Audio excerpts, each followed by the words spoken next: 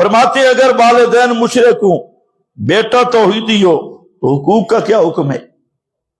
یہ کسی بزرگ نے لکھ دیا، تو قرآن پاک میں صاحب موجود ہے کہ والدین مشرک بھی ہیں تو دو کام کرنے ہیں. ایک کہ شرک والے معاملہ میں ان کی بات نہیں ماننی، شرک کا معاملہ ہو، بدعت کا معاملہ ہو، گناہ کا معاملہ ہو، اگر والدین حکم دیتے ہیں جاہدا کا، صرف حکم نہیں دیتے، پورا زور لگاتی ہے اور زور لگا کے کہتے ہیں بیٹا بڑی امام دی منت من، اور زور لگا کے کہتے ہیں بیٹا اور نہیں تو انبیاء عادتاً سنتے ہیں فلا تطعہما، ان کی بات نہیں ماننی. شرک کے معاملہ میں ان کی بات نہیں ماننی، بدعت کے معاملہ میں ان کی بات اگر والدین بدعت کراتی نہیں ماننی. فلا تطع، اگر اللہ کی نافرمانی پہ والدین حکم کرتے ہیں ان کی بات نہیں ماننی، کیونکہ اللہ کا حق مقدم ہے مخلوق کے حق سے. جب ٹکر آ جائے نا ایک طرف اللہ کا حق ہو اور دوسری طرف مخلوق کا، تو پھر کون غالب ہوتا ہے؟ حق اللہ. اس لیے توحید اللہ کا حق ہے، اور شرک کرانا، بدعت کرانا، یہ اللہ کی حدود کو توڑنا ہے. تو پہلی بات یہ ذہن میں رکھ لو، والدین مشرک ہیں، جب بدعتی ہیں تو ان کی خلاف شریعت کوئی بات نہیں ماننی.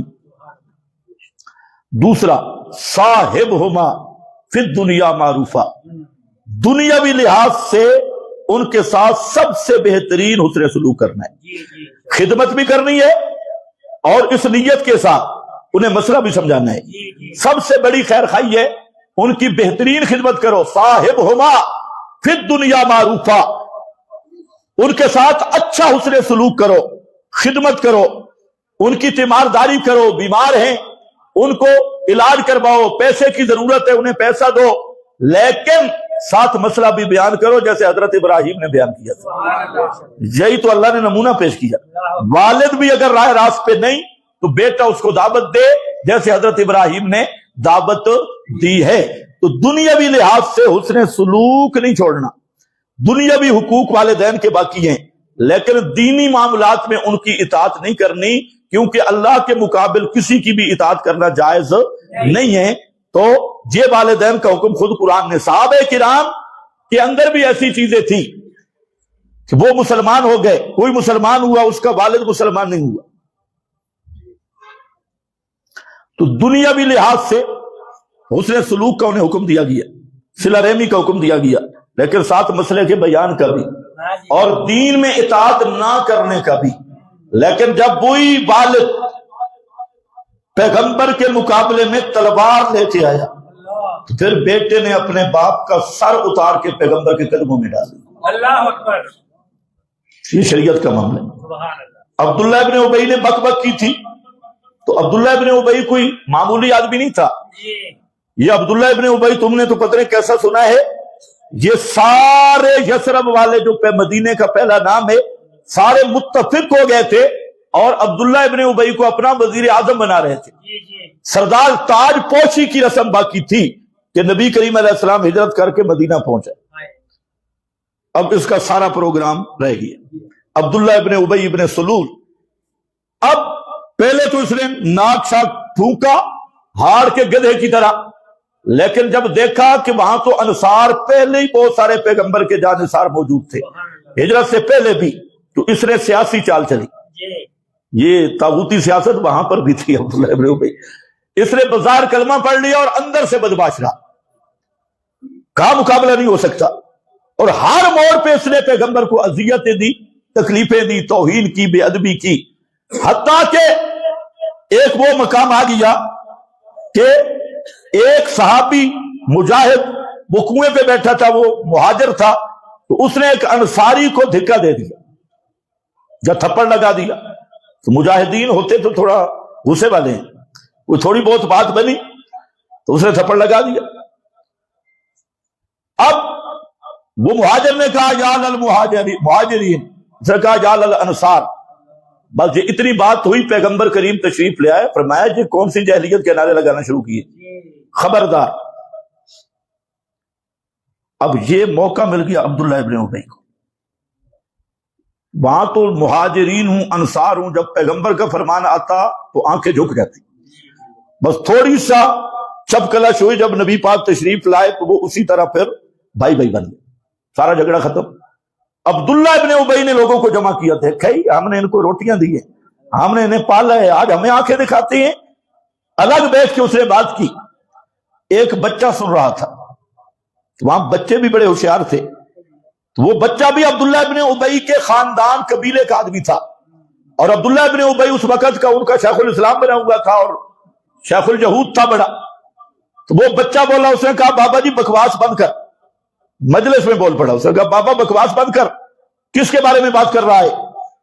تو عبداللہ نے آنکھیں دکھائیں، وہ بچہ آیا نبی کریم علیہ السلام کو بتا دیا کہ یا رسول اللہ عبداللہ ابن ابی نے کہا ہے کہ ہم مدینہ میں واپس جائیں گے نا تو ان ذلیلوں کو ہم نکال دیں گے مدینہ سے، ان کو ہم نے روٹیاں دی، جگہ دی، ہمارا کھاتے ہیں، ہمیں آنکھیں دکھاتی ہیں، اور ہمیں اب ہم پہ ہاتھ اٹھانا شروع کر دیا۔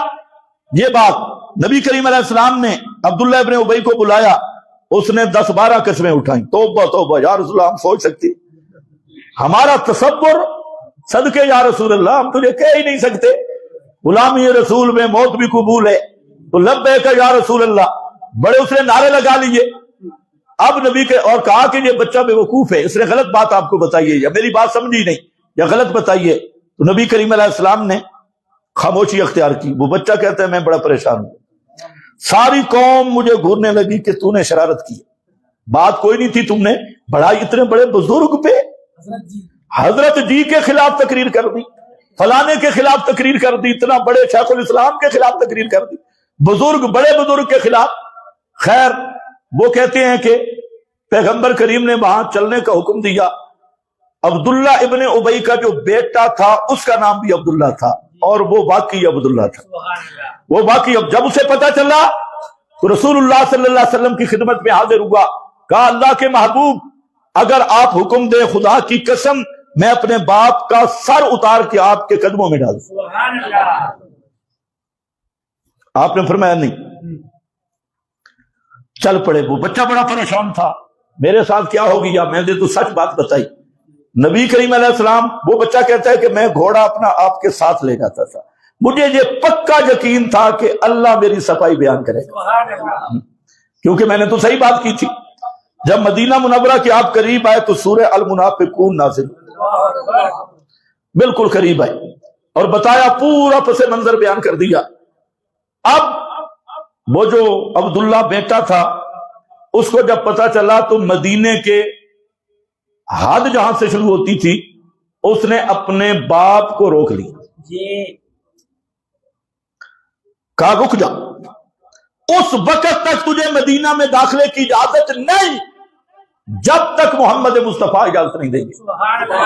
تلوار نکالی اور کہا ابا جی تو ذلیل ہے اور تیرے جیسے لوگ ذلیل ہیں، محمد بھی عزت والا ہے، محمد کے صحابہ بھی عزت والے ہیں، تو کون ہوتا ہے؟ اب پیغمبر کریم کی جب سواری گزری، سارے صحابہ گزر رہے ہیں، بیٹے نے باپ کو پکڑا ہوا ہے اور باپ بھی سردار ہے اور پکڑ کے کھڑا ہے۔ تو جب پیغمبر کریم قریب سے گزرے، دیکھا، فرمایا عبداللہ کیا مسئلہ ہے؟ اب عبداللہ ابن ابی اپنے آپ کو کہہ رہا ہے کہ مجھے بیٹے نے ذلیل کر دیا، میں ذلیل ہوں، میں رسوا ہوں، میں فلاں ہوں، میں فلاں ہوں۔ نبی کریم علیہ السلام نے پوچھا کیوں باپ کو روکا؟ اس نے کہا اللہ کی قسم اس نے یہ لفظ کہے تھے کہ ہم ان ذلیلوں کو نکالیں گے، ذلیل میرا باپ ہے، آپ بھی عزت والے ہیں، آپ کے یار بھی عزت والے ہیں، اور جب تک آپ اجازت نہیں دیں گے میرا باپ مدینے میں قدم بھی نہیں رکھ سکتا۔ سبحان اللہ، ماشاءاللہ۔ پیغمبر کریم نے فرمایا چھوڑ دو اسے، جانے دو۔ عرض کرنے کا مقصد یہ ہے والدین کی پوری خدمت کرو، ہر طرح خیر خائی کرو، اور یہی نجات، یہی سعادت ہے۔ جب زندہ ہوں تب بھی ان کی خدمت کرو، جب مر جائیں تب بھی جو ان کے حقوق ہیں شریعت کے مطابق ان کو پورا کرو، اور ساری زندگی ان کے لیے دعائیں بھی کرو، ان کے لیے ایصال ثواب بھی کرو، اور انشاءاللہ ایک دنیا میں بھی فائدہ ہوگا۔ جب آپ اپنے والدین کے ساتھ حسن سلوک کریں گے تو آپ کی اولاد آپ کے ساتھ بھی حسن سلوک کرے گی، اور آپ نہیں کریں گے تو پھر اس کا نقد بدلہ دنیا میں بھی ملے گا۔ تو البتہ جہاں شریعت اور والدین کا تصادم آ جائے، اب شریعت مقدم ہے اور والدین کو بھی پیچھے کر دینا ہے۔ وآخر دعوانا الحمدللہ۔